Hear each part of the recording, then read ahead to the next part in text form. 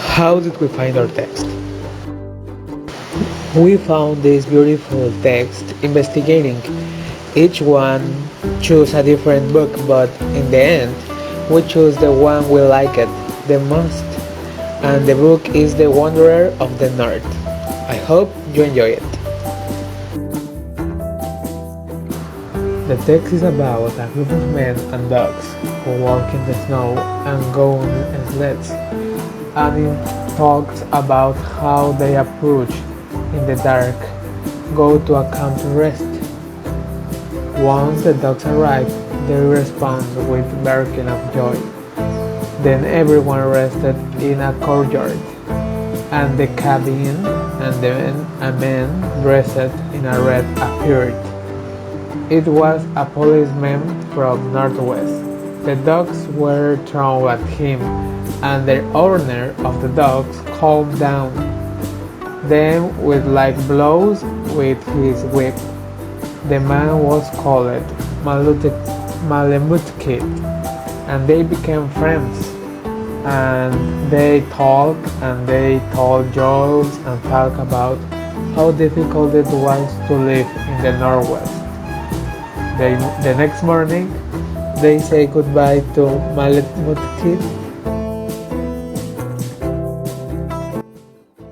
In the introduction, another aspect is where it's from. It's never said. In this part, also important to mention is in actor time. The prince talked with a Malemute kid about where is it the person but Malemute kid don't know and talk about knows him.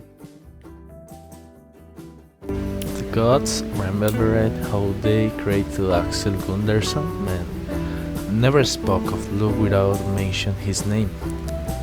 Alex was created from the fatherhood of men who were born when the world was young.